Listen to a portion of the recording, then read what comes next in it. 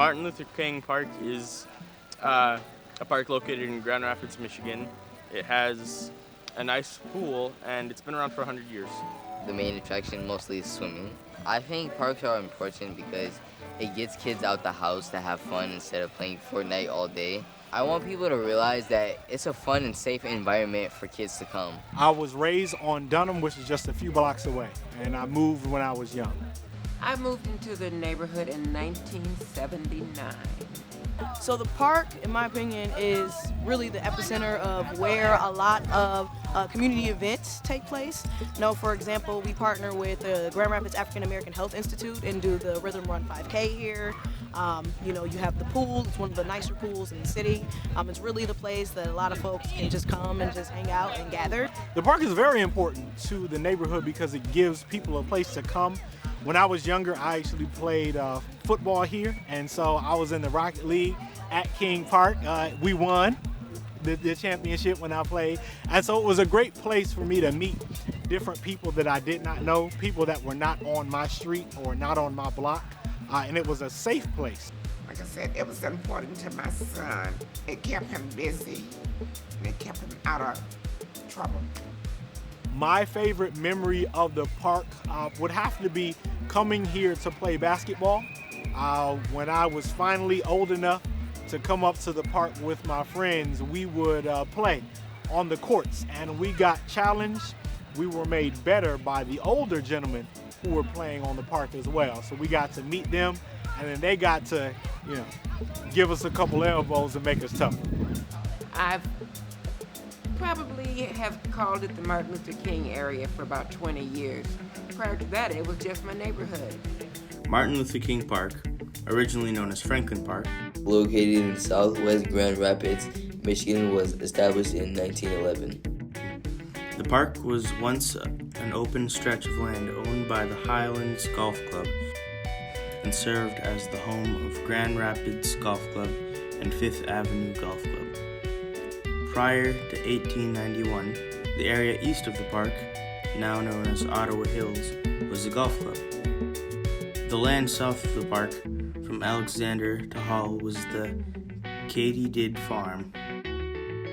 In 1912, the city renamed many of the streets in Grand Rapids and added the street directions we are familiar with today: southeast, northeast, northwest, and southwest. This is also when 5th Street was renamed Franklin. The land was bought by the city in 1911 to establish Franklin Park. The cost for the nearly 17-acre parcel was $19,000. The lodge was designed by the Benjamin and Weemhoff architectural firm and was opened in 1922. An additional $20,000 was spent to build the swimming pool, lodge, and 14 championship tennis courts. In the early 1920s, people were traveling from out of town to Franklin Park to participate not only in championship tennis matches, but also swimming contests. In 1912, a member of the city's Common Council changed the name of 5th Street to Franklin Street as a baptism gift to his godson, Franklin Morrison. What I like about King Park is that it has diversity in what it offers.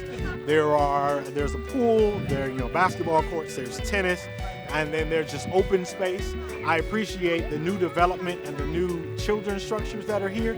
I like what I'm seeing. I'd like to hear Martin's name used, so I would have no problem with Martin Luther King Park. And that is good because that's the way it should be. Where I think improvements can be made is really highlighting and uplifting that space, probably doing some renovations as well so that it can be better utilized in terms of being able to offer more community and free classes for youth to get them exposed to the sport. I know that there's a lot of tennis camps and clinics too, really nice tennis facilities. I like to play tennis and have used them myself, so I'm thinking that looking at other spaces like the Garfield Park Lodge, where they have an indoor gym and indoor space like that, I think adding something like that here could be very beneficial too as well. To me, it's getting better because I think we have a little more security now because I know quite often I ride by and I see the police sitting over there, so. And you know why that is. Yeah. Because we got these other folks moving into the area. Yeah. There's a gentleman that took care of the park. His name was George. He did pass away. But during the years that George was there was no problem in the park. He had a lot of respect. People who had been monsters, selling drugs, doing all kinds of stuff in the park. When he was there during the hours that the park was open, there was no problem. He was absolutely amazing.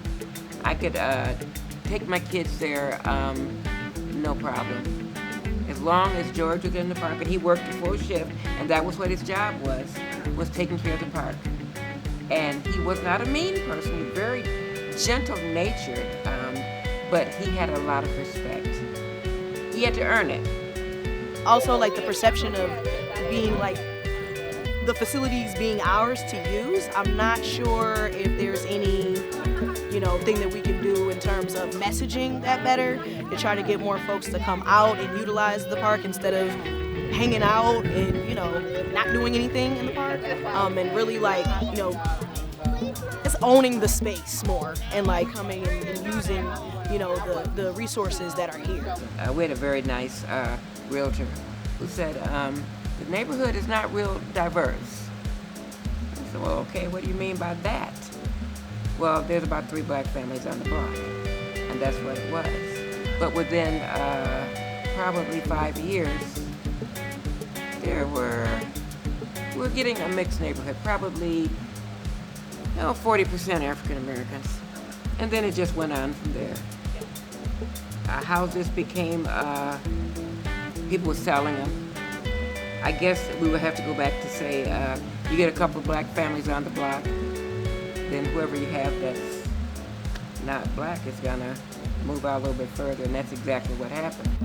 I think I can say there are upgrades to the park as far as new fixtures, the playground equipment, things of that nature. I do wish that there were more events that took place at King Park. For me, it was a staple, and it was the park that I wanted to be at coming up. And I wish that children who were my age, who were in elementary school, who are younger now, got to experience it the way I experienced it as the hub of the city. What memories we had. This whole neighborhood, this whole area between Wealthy, Hall, Franklin, Fuller, there's a history here that I wish that a young man like this knew, because it was a beautiful thing. It really was.